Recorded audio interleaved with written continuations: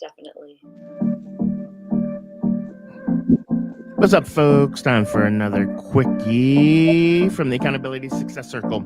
I know it's been a hot minute, but we are back. We're talking about 3 ways to kickstart a new goal, and we're going live in 3, 2, 1.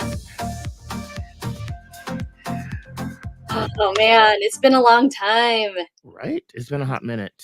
Yeah, but it's been good because we've been kind of reevaluating some of the stuff we've been doing and Right? making some changes. And now we're ready to be back to just share just Exactly. the tips.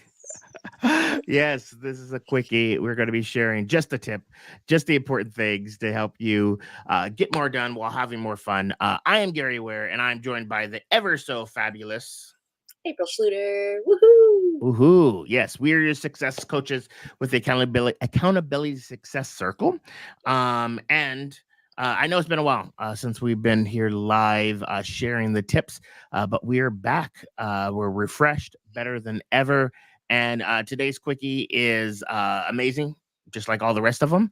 But before we get started, we've been doing something, back at the ranch at the Accountability Success Circle. We've been doing something pretty cool to kick off the year called Goal 30. Apryl, give us just the skinny on that, and then we'll jump into the tips. Yeah, I mean, it is really, really interesting. So right before the new year, or right after the new year, we kickstarted a 30-day goal challenge, which is just basically everybody who's participating picks a goal. We try to make it as simple as possible, but something that's super impactful. And we basically monitor ourselves on this goal for the over the course of 30 days. There's a lot of reflection. There's a lot of movement. For trying to take action. We're all doing goals at the same time together. We've got this amazing. We also gamify it because we like to play, and for every time you participate and you do stuff, you get points, which then leads to prizes. And it's a really motivating way to get stuff done. And I think this is the second time that we're running it. We're going to run it 4 times this year. So we're in round 1. But it's just a great way to focus on your goals. And some of these reflections are amazing coming from everyone.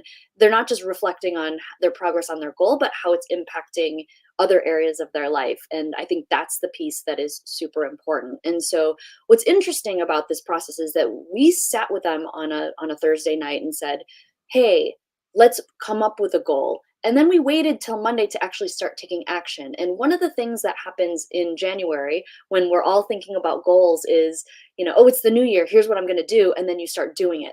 But we forget that it takes some time to really brainstorm the goal, really understand and get rooted in what we're doing. And that's why around this time, people go back to, okay, I'll just wait till 2025, and they give up on their goals. And so we are always focused on making sure that you are moving, and it doesn't need to be like hustle, hustle, hustle. We are not hustle culture. We are anti-hustle culture, but it is about making those small movements towards what it is that you want. It could be as simple as like having a self-care practice, or working on your, working on a launch for your business. It could be anything, but the focus is the progress. And so it's been super fun, Gary. I don't know. I know you're doing a health goal. Yeah. I'm doing a business goal, and it's just super fun to reflect every day about the progress. So I think that's part of why we're here today, to share some of the interesting things that we're seeing when it comes to setting goals. Especially if you're at that point where you're like, okay, maybe I didn't set a goal, or I set a goal but then I didn't do it when the new year started. We're always going to have the opportunity to kickstart new goals, but there's a right way and a wrong way to do it. So we're going to give you some tips on how to do it more the right way. Yes. Do it more the right way. Be more efficient. And yeah. Yes. Without further ado, let's jump into it. These are some things that have worked for us, have worked for the people in the community, and it will work for you. So number 1, if you are looking to kickstart a new goal and you want to do it efficiently, it is always very, very, very important to make sure that you are clear on what you want and the things that you want to do. As as April mentioned, oftentimes, we jump into the year and we're like, yeah. I want to do these things, but you haven't spent time to get clarity. And April, kick it away. Yeah, and so when we say that we want to do something, sometimes, there's all of these like different programs. Goal 30 is different, but it's like, hey, do this weight loss challenge. And you're like, okay, cool, I'll do it. And then you sign up and you start and you're like, oh my gosh, I have to like change my entire life. So you want to make sure that you're clear about what you want to do. We have already so much that we're doing on top of whatever goals that we have. And I think it's really, really important to really pick one area of focus at a time, because you'll be managing other things, but pick that one that you really want to make progress on and understand the why behind what you want to do and how you're actually going to take action on that. I think you need to spend some time sitting in the awareness of why it is that you want to do that goal. Is it because you want to do it for somebody else, or is it driven by you? And I think that the clearer you are on that, the more successful you'll be on your goal. Is there anything that I missed, Gary? Nope. Yep, nailed it. I know it sounds simple, but common sense is not always common practice. It's important to know that why, because you will have struggles. That's just how it is. You're going to be met with resistance. There's going to be challenges, and knowing that why, and having clarity on what you're going to do and all the backstory is just going to help you overcome all of that. And so that is a great segue to number 2. It is all about KISS. We like to play at the top of our intelligence and assume that you are smart as well. So we don't say keep it simple, stupid. We say keep it simple, smarty. And that's what it's all about. How can you nail it down to brass tacks? Oftentimes, the reason why we fall off our goals and the things that we want to achieve in life is because it's so complicated. Our lives are already so complicated. When you tack on more stuff, that's where paralysis keeps in. So the more simple that you can make it, the better. That's why one of the reasons why I love Goal 30. It is one concrete goal that you break down and you chip away at it little by little by little by little. And as I mentioned, by adding more and more stuff to your plate, you're going to end up with paralysis.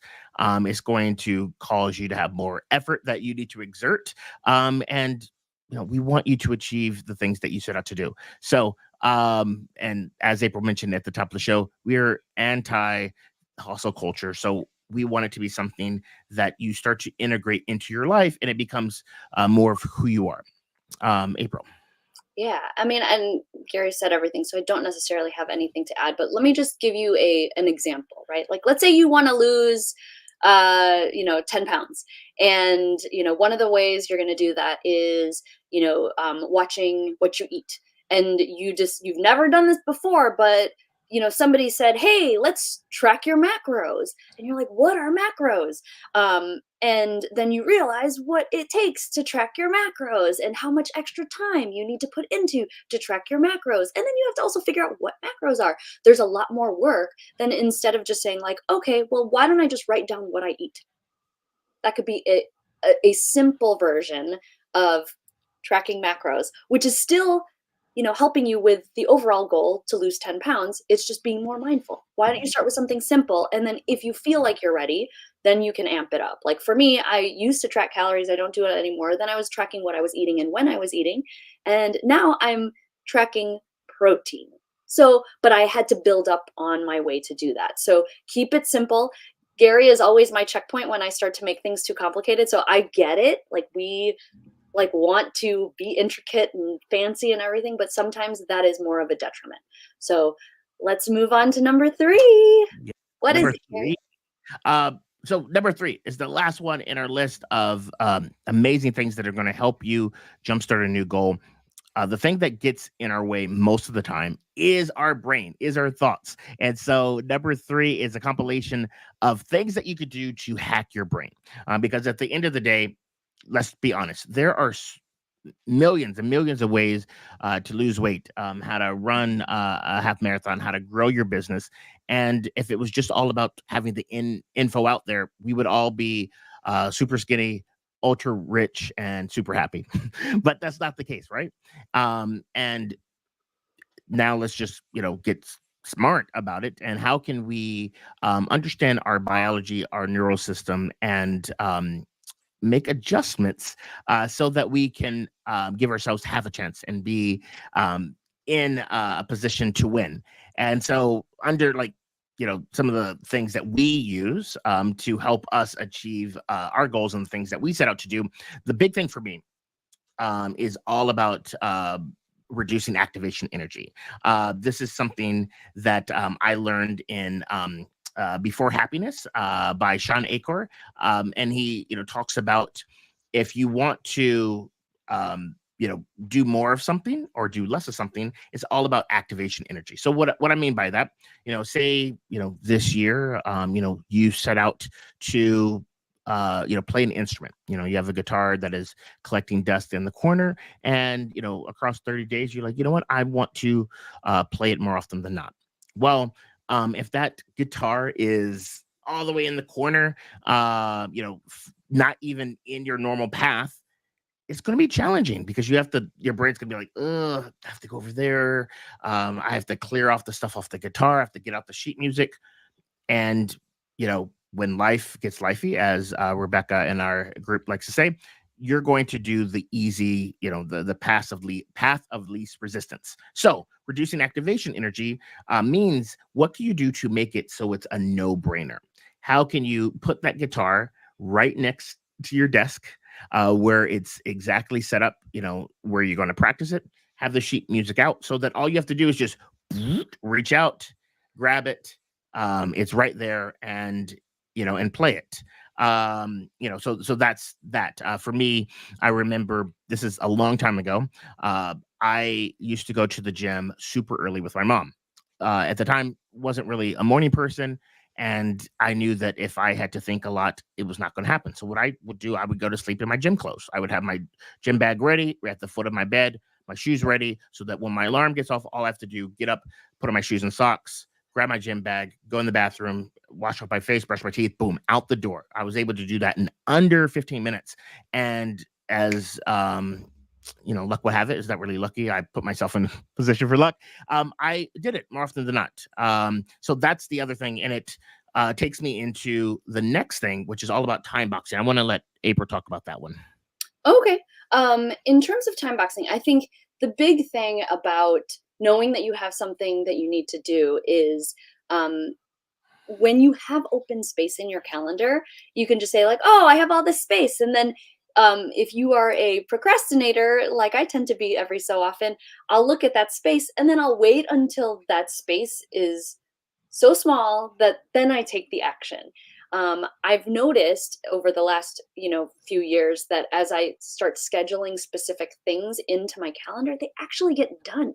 Like I have snack times, 15-minute snack times, 3 times a day throughout the day between breakfast and dinner. Just have them there so that I make sure that I get them done. And that's especially for those of you who rely on your calendar to tell you where you need to be. So even if it's a task that is not, that you can do at any time, make a date with yourself to do it. This is such a great way to like kind of trick yourself to be like, oh, I have a meeting to go work on, this project. I do that every day now with my writing, and if I absolutely have to push it, then I just make a bigger schedule in a future day so that I get caught up. And so, yeah, definitely time box. Should we give them a few more other ways to? Yeah. Um, One of the things that I think is super, super important is making sure that you think about every goal or every day or your life as a marathon and not a sprint, right? I'm a runner, and I love this analogy because it applies to your mental capacity as well. A lot of times in the beginning of the year, right, we get all this excitement, like, oh, it's the new year, I'm going to do all these great things, and you're going to have this momentum and want to just do all the things to the point where you burn yourself out before you even go. And in a marathon training, they always tell you, don't blow your load all in the beginning, because then you need to save some of that energy for the longer the for later. Ugh, I can't talk today, for later on. So you want to just make sure that you take that energy and you try to, as much as possible, spread it out, right? There may be some of those days where you have the late nights, but you need to make sure that you balance yourself out for those things, because otherwise you will fall into these lulls where you just can't do anything because you're depleted. So make sure you watch out for that. Do you have any other tips, Gary? Yeah. And this is one that we uh, tend to overlook as adults because we are serious and we have stuff to do. And it's all about celebration. Celebration is important and is not just celebrating your epic win at the end of your goal, but how can you celebrate throughout the goal? How can you celebrate the small wins? Reason being is that it's important. When we celebrate, we give our brain the much needed dopamine. And dopamine is that neurochemical in our brain that helps us do more of what we're doing. Think about every time you get that little bzz, bzz in your pocket from your phone and you see an alert from whatever. And that little, I wonder what it is dopamine encouraging you to do more of that. So celebrate the small wins. Don't just celebrate the big ones. And then the last one, and this is why we're here, get accountability. And that is minimal. Just putting it out there to friends and family. Hey, look, this is what I'm looking to achieve. Step one, that's like entry level. But if you want to take it up a notch, how can you, have folks check in on you? Like, hey, look, this is a new goal that I'm looking to do. I'm looking to play my guitar more often. Hey, I would appreciate maybe, just checking in on me, seeing how I'm doing. Believe it or not, when we have that, we know that people are relying on us, we're more likely to stick it out. And if you want to take it to the next level, how can you get in community with other folks? And so that's the last one. And it's a good segue back over to Apryl to, just to wrap it up and talk about our amazing community. And if it's something that calls to you, how you can check in with us. Yeah, I mean, I think that the big piece about accountability, and one of the things that we're noticing about Goal 30, is that everybody is reflecting on what they're doing. We're all doing it in the same space. We all have different goals, but what I notice, at least as somebody who's reading through these comments and watching people's reflections, it's just amazing how much energy I get watching people do stuff. Maybe that's just a weird thing for me. Like, I just love watching people get stuff done, and encouraging people to get more done. But That's why you're a cheerleader, just FYI. it's like go go go. But I think that there's that aspect of, like, being able to reflect in and having an audience. It kind of changes the game. We're all allowing ourselves to, like, be vulnerable. There may be days that are not as successful as others, right? Like, I've had my kids home for the last few days because of snow days, and so I can't get as much done right now. But I'm still continuing to push forward, and it's that reflection piece and doing it in an audience of accountability partners that is so powerful. So this is the type of stuff that we do in the Accountability Success Circle. You can check us out at accountabilitysuccesscircle.com. If you're interested in this whole Goal 30 concept, there's also a link to learn more about Goal 30, and we'll actually do another one in March 14th. So if you are interested in checking that out, you could go to goal30.accountabilitysuccesscircle.com and read more about Goal 30, or just go to accountabilitysuccesscircle.com to check us out. Maybe join us, get some accountability, get some stuff done. It's a very positive global community, and we have so much fun. So yeah, that's our tips. A little, Just the tip. just the tip. Yeah. But it's so great to see you guys. Hope you guys are having a great start to your new year. If you need a little pick me up, come check us out because we can help you with that. But other than that, we'll see you soon with another quickie. Quickie. All right. Bye.